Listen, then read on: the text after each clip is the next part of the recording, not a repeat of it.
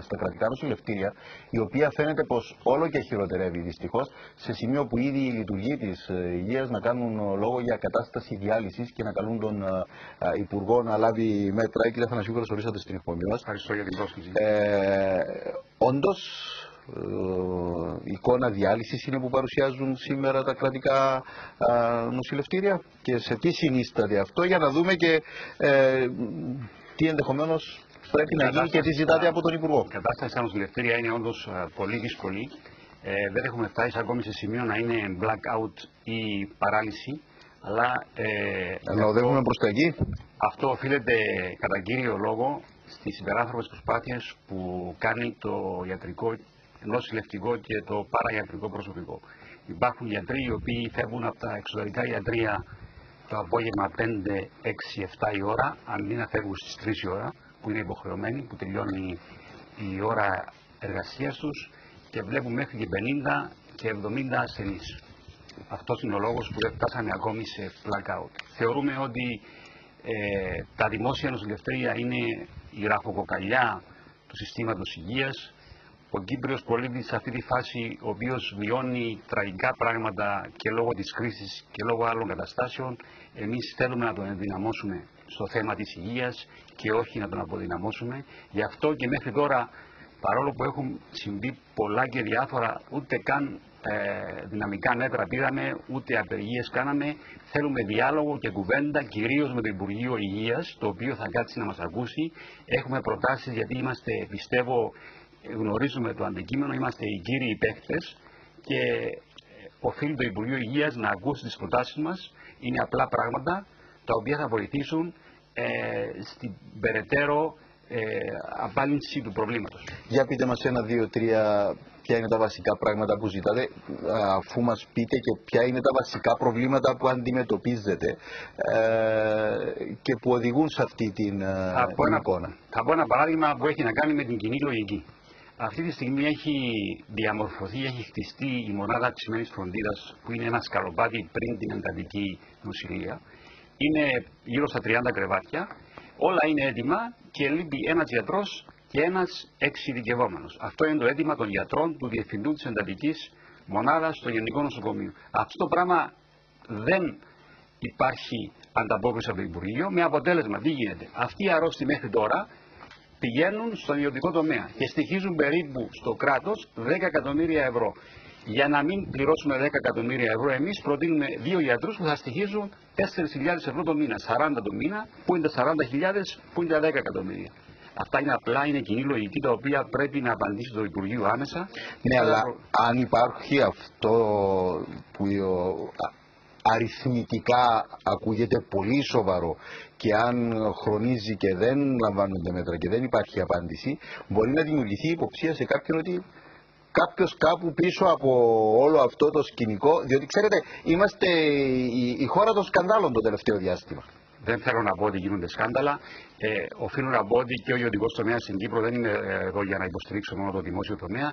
Η αλυσίδα της υγείας στην Κύπρο, κύριε Νικολά, αποτελείται και από το δημόσιο και από τον ιδιωτικό τομέα. Πρέπει να βρεθεί ένας συμβασμός. Εμείς, όσον αφορά το μερίδιο που μας αναλογεί, έχουμε και θέλουμε να κάνουμε την καλύτερη δουλειά. Και ζητούμε από το Υπουργείο μια ανταπόκριση, την οποία πολλές φορές δεν κάθεται να μας ακούσει και να κουβεντιάσει μαζί μας. Το παράδειγμα είναι 3 επιστολές για να δούμε τον καινούριο Υπουργό Υγείας και 3 τηλεφωνήματα. Καμία απάντηση. Έχει περάσει 1,5 μήνες. Ξέρω, είναι δύσκολη. Θα το δείτε το απόγευμα. Το απόγευμα για το ΓΕΣΥ. Για το ΓΕΣΥ. Και εν μέσω όλου αυτού του σκηνικού που περιγράφετε, πάτε να κάνετε ΓΕΣΥ. Ναι. Δεν ξέρω πόσο αισιόδοξη είναι η προοπτική. Θεωρούμε ότι ο βιοϊστορικός κύκλος του συστήματος υγείας στην Κύπρο τελειώνει. Πρέπει να γίνει ΓΕΣΥ πάση θυσία. Εμείς έχουμε και τη βούληση, θέλουμε να προσφέρουμε με τις γνώσεις που έχουμε, αλλά θέλουμε ένα ΓΕΣΥ το οποίο θα είναι ΓΕΣΥ για τον πάσχοντα, για τον Κύπριο πολίτη και όχι να εξυπηρετεί τα μικρά και μεγάλα συμφέροντα.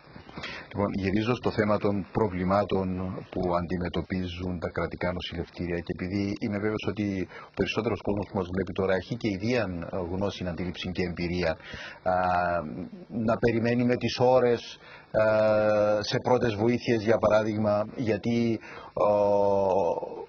από τη μια είναι πάρα πολλής ο κόσμος πλέον που καταφεύγει στα κρατικά νοσηλευτήρια λόγω και της κρίσης, αλλά και λόγω έλλειψης προσωπικού, γιατρών, κρεβατιών,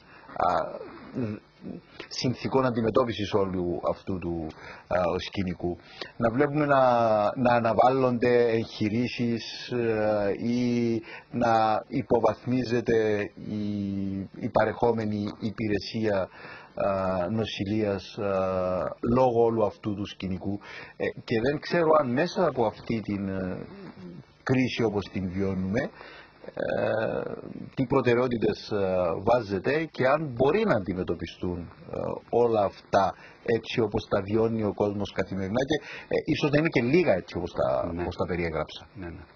Η υγεία είναι από τα βασικά αγαθά του ανθρώπου και αυτό το πράγμα ισχύει στην Κύπρο. Δεν πρέπει να βλέπουμε την υγεία ως ένα λογισμικό μέγεθος. Το ξέρουμε, ζούμε σε δίσσετα χρόνια, υπάρχουν οικονομικοί περιορισμοί, υπάρχει επιτήρηση του κράτους από διεθνής επιτήρηση του κράτους. Όλα αυτά έχουν προκαλέσει περικοπές. Αυτό το πράγμα το ξέρουμε και από μόνοι μας εμείς πήγαμε και βρήκαμε τρόπους να σταματήσει η κακομεταχείριση, να μην γίνονται σπατάλες. Ένα παράδειγμα. Μέχρι πριν 2 χρόνια στέλναμε ασθενείς στο εξωτερικό, οι οποίοι στήχιζαν γύρω 35 με 40 εκατομμύρια ευρώ τον χρόνο. Καταφέραμε, όχι μόνο εμείς, με τη βοήθεια ημών όμως των γιατρών, αυτό να πέσει στο 10. Κάναμε 25 εκατομμύρια μέσα σε ένα χρόνο, 25 εκατομμύρια κάναμε εξοικονόμηση. Πώς? Μη στέλνοντας αυτούς που δεν έπρεπε να πάνε, ένα, και δεύτερον καλώντας.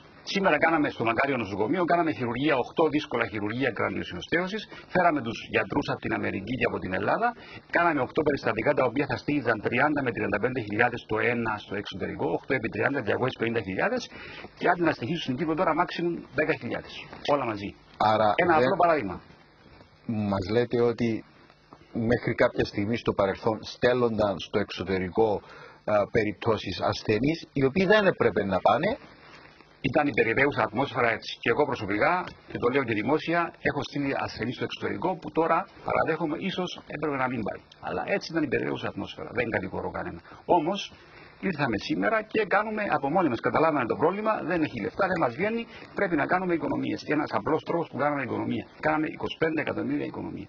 Και στο δεύτερο μέρος της ερώτησης σας, που τι σημαίνει υποβάθμιση επίπεδου της παροχής υπηρεσιών καλής υγείας στον πολίτη, ναι, αναπόφευκτα θα οδηγήσει εκεί. Αυτά τα άλλα προβλήματα θα οδηγήσει ή ήδη έχει οδηγήσει σε κάποιο βαθμό? Σε κάποιο βαθμό, ναι. Σε κάποιο βαθμό, ασφαλώς.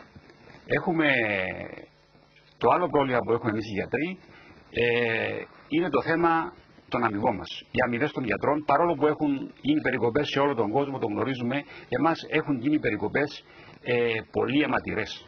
Έχουν γίνει επανειλημμένα κουρέματα στους μισθούς μας. Τώρα οι γιατροί έχουμε φτάσει σε ένα σημείο να αμοιβόμαστε περίπου 50% την αμοιβών πριν 2 χρόνια. Όταν μιλάμε για γιατρούς του δημοσίου, κύριε Νικολάου, όχι μόνο εσείς, αλλά θα μου πείτε, ναι, ο γιατρός πρέπει να τελειώσω. Αφήστε με. Περισσότερο. Δεν είμαστε γιατροί των κακεραίους. Είμαστε κοινοί άνθρωποι με ένα μεροκάματο που έχουμε 2 παιδιά που σπουδάζουν. Το χειρότερο που θα επέλθει είναι θα φύγουν οι γιατροί από τα νοσοκομεία, θα απογυμνωθούν τα νοσοκομεία, θα φύγουν στον ιδιωτικό τομέα ή στο εξωτερικό. Εγώ προσωπικά γνωρίζω πολλά παραδείγματα που μου λέει τι να κάτσω να βάζω 2.000 ευρώ, θα πάω στην Αγγλία που ήμουν να βγάζω 7. Θα πάω στο Κατάρ που μου δίνει 150.000. Αυτό το πράγμα θα γίνει. Πρέπει να κρατήσουμε τους καλούς γιατρούς στα νοσοκομεία μας. Λοιπόν, θα κλείσουμε εδώ. Είναι ένα τεράστιο κεφάλαιο. Δεσμεύομαι σύντομα να το κάνουμε σε αυτή τη συζήτηση σε μεγαλύτερη έκταση, να πάρουμε και τηλεφωνήματα τηλεθεατών που θα μας πούν προσωπικές τους εμπειρίες κλπ. Αφού όμως πρώτα δείτε το απόγευμα τον Υπουργό Υγείας και θα συζητήσετε όλα αυτά μαζί του όσα μπορέσετε να συζητήσετε, γιατί γνωρίζω πως η συνάντηση έχει διευθετηθεί για το ΓΕΣΥ. Αλλά θα βρείτε την ευκαιρία εκεί να τα πείτε ευρύτερα με τον Υπουργό. Ευχαριστώ πάρα πολύ για τη συμμετοχή σας. Εγώ ευχαριστώ. Καλό απόγευμα. Θα τα ξαναπούμε. Σίγουρα θα τα ξαναπούμε. Πρέπει να τα ξαναπούμε για το θέμα της υγείας. Πάμε σε το ειδήσεων, κυρίες και κύριοι.